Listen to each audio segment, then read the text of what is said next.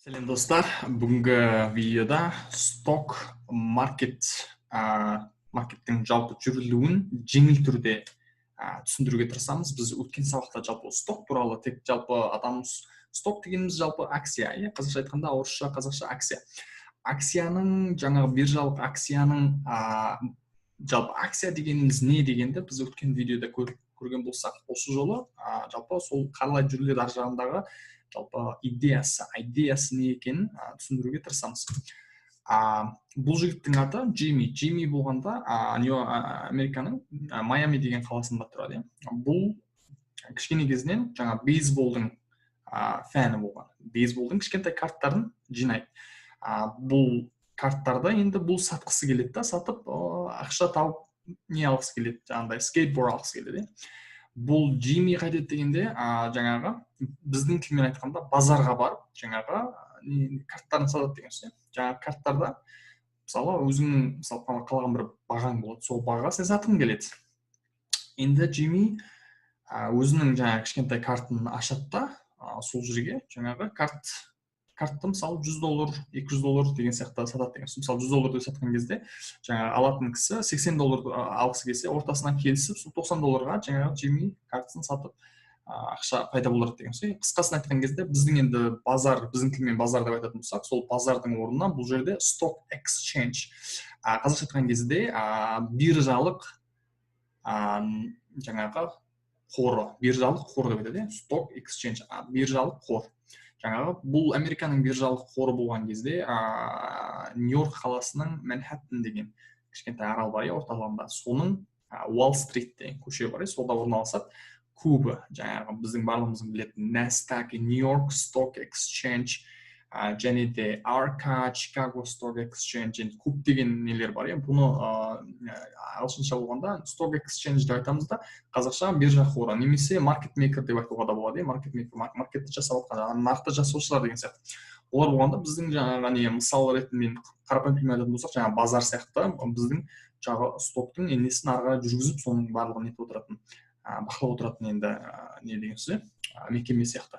Енді жалпы стокта болған кезде жаңағы бағаменен quantity, жаңағы саны арқылы жаңағы пайда болады. Мысалы сіз қандай бір стогыңызды, мысалы Apple-дың стогын сатқыңыз келетін болса, сізде Apple-дың стогы бар деп ойлайық. Apple деген білеміз, iPhone шығаратын компанияның стогы бар деп ойлайық. Сіз Apple-дың стогын $100 сатқыңыз келеді. Қазірде $105 сатқыңыз келеді деп ойлайық.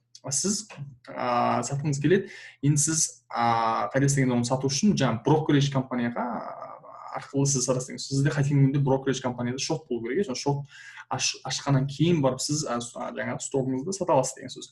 Сіз $105 сатам деп брокерға айтасыз. Брокер болған кезде жаңағы биржалық қорға, жаңағы Nasdaq, Нью-Йорк Stock Exchange биржалық қорға хабарласып, осындай адам $105 Apple-дың акциясын сатпақшы болып тұр деп айтады. Олар болғанда жаңағы биржалық қоры болғанда жаңағы адамдардан енді жаңағы ұсыныс ала бастайды деген сөз. Біреу бәләмпайға алғысы келеді, біреу бәләмпайға сатқысы келеді, енді адамдар өздерінің ұсынысын береді. Жаңағы Apple-дың мен 300-ға ала аламын, мен 301-ге ала аламын, мен 299-ға ала аламын деп өздерінің енді несін береді, бағасын береді деген сөз. Бірақ та егер $105-ға алатын кісі болмаса, сіздің шеріңіз сатылмайды деген сөз. Ал егер алатын кісі болса, сатылады. Ал болмайтын жағдайда қайдасында екі түрлі не бар, вариант. Біріншісі болғанда сіз бағаңызды түсіруіңіз мүмкін, не болмаса алатын адамдар бағасын жоғарылатуы мүмкін. Сол арқылы енді сіз енді акцияңызды сата аласыз деген сөз. Осының енді барлық жұмысын жаңағы биржалық қор жағынан жұмыс жасайды. Олар болғанда өздерінің жаңағы несін алады, өздерінің комиссиясын алады. Оны біз спред деп айтамыз. Оны біз басқа видеоларда түсіндіруге тырысамыз. Жалпы болғанда осындай, жаңағы біз енді қарапайым тілмен, мысалмен енді түсіндіруге тырыстық, бірақ та осыны болғанда енді біз барлығын қазір электроникпен, интернет енді онлайн деп айтамыз, онлайн электроник жолмен жүріледі деген сөз. Барлығы сіз жаңағы платформа отырғызу арқылы, брокеридж платформасын негізге отырғызу арқылы барлығы жүріледі деген сөз. Бұл жерде енді бізге заманауи өте оңай, сіз интернетіңіз жақсы болса, Қазақстаннан да дүниежүзінің қай жерінен де қандай бір брокеридж, Американ брокериджінен егер аккаунт ашуыңызға болады. Қазіргі жағдайда Apple, Amazon, Facebook қандай компанияның да акциясын алып сіз инвестиция жасап немесе трейд жасауға болады. Заман қазір несінің дамуына байланысты барлық нәрсе сізге дайын, сіз дұрыс жолын дұрыс несін табуыңыз керек. Ал бізде болғанда барлық сіздерге арналған курстар, жаңа басқа нәрселер бар. Егер қаласаңыз біздің астының жаңа ссылкалар салып қойды, көріп шығыңыз. Және де біз сіздер үшін көптеген жақсы видеолар салып тұруға тырысамыз.